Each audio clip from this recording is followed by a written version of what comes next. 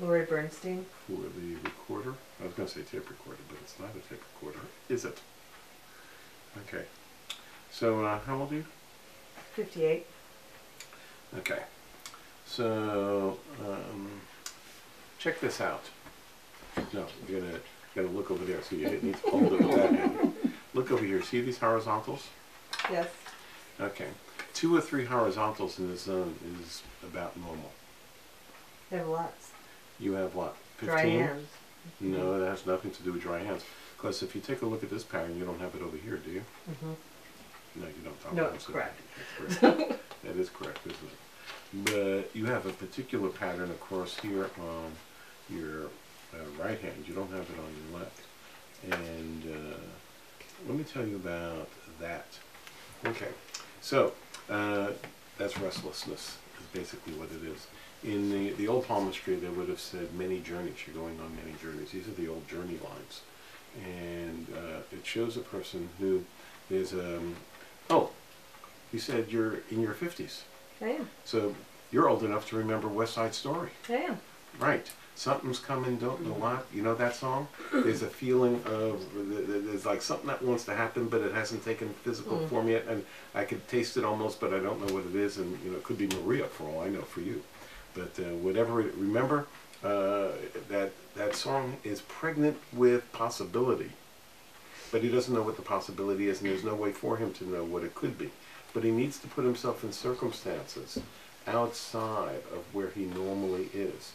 Because where he normally is, his future won't be able to find him.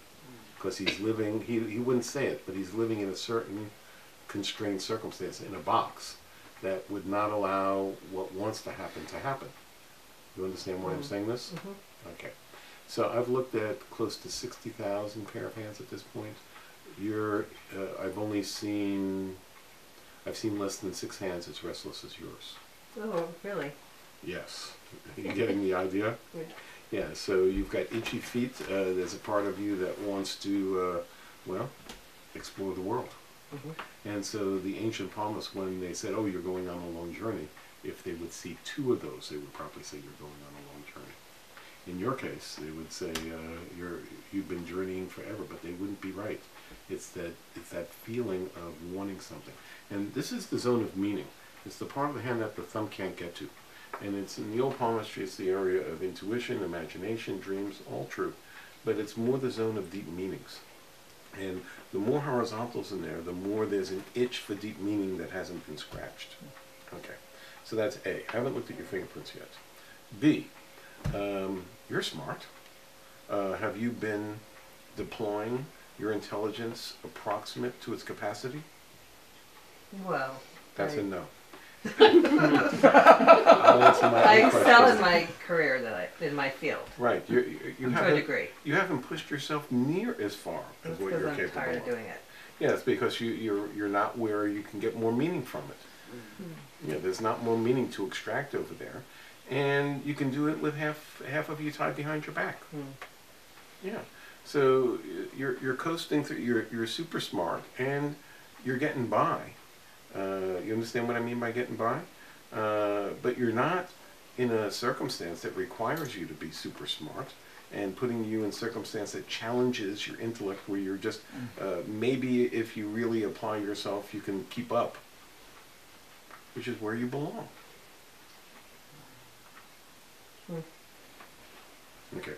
But you're probably going to have to get lost for a while, 20 years wandering in the wilderness, before you can find anything that would be interesting enough to captivate your intellect. So you have imagination and intellect that both want to combine together on something important that gives you meaning, and not what you're up to so far, and it's not written down on your list of possibilities yet. So for you to find it, reviewing your list of possibilities is unlikely to yield. Imagine me, I'm 15, talking to my parents about which college, which future, blah, blah, blah. The guidance counselor said this. Do you think on the list there was doctor, lawyer, and hand reader? Is this what we were talking about? Yeah, really. At the kitchen table? I don't think so. It wasn't on the list. It wasn't on the list. By the way, you make a good hand reader, by to challenge you. Is handwriting challenging at all? Oh my God. Yeah, it's not as easy as they thought it was going to be. You actually have to apply. When are you going to make the Rosetta Stone? I have the Rosetta Stone, and I keep giving it to you all. We study together every other month, right? This one got chopped off. As I can see. Maybe Robin or Eric could change seats with Robert so that Yeah. they could actually see the hands. It's not going to help that And much. what happened? No, but I'm glad to talk about what I was seeing afterwards. Okay.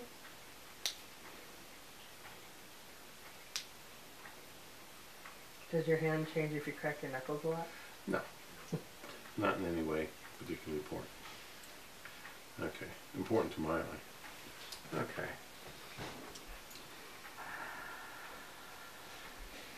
Yeah, the stuff I'm seeing in your fingerprints is not going to help you at this point to tell you more about your life purpose in a direct way, because you have to step out of where you are, because it's not on your list. So putting it on your list, the part of you that is smart would just look at that and say it's not on my list, and would reject it.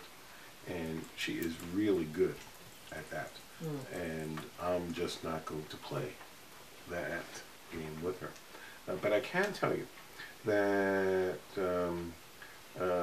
for you to recognize your life purpose, if it was staring you in the face, you'd have to, let me see here, your emotional system would have to be willing to vulnerabilize itself in ways that it has arranged itself not to. Do you follow how I'm saying that?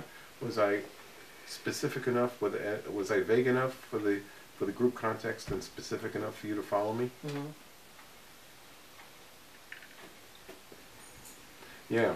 The challenge for you at the moment is not so much to figure out what to do next. You're good at figuring things out, and you haven't figured out what to do next because it's not on your list, and your figure it out department just keeps looking at the list and tries to expand the list, but in predictable ways it's not going to work. But it's more of an emotional for you to be badly lost for a while. And badly lost, I mean that in particular, badly lost in a way that you don't like. So that... I think I'm already there. Not as desperate as I would make you if I were your guardian angel. You might get Wendy as your guardian angel. Sweet Wendy might try to make things easy for you. But I'd like you to be badly lost for a while so you can have just a little desperation in it. You know, and here's what I'm flashing on. So I'm thinking of teenage time, high school, early high school. And boys and girls knew, we're dancing with the opposite sex for the first time type of time.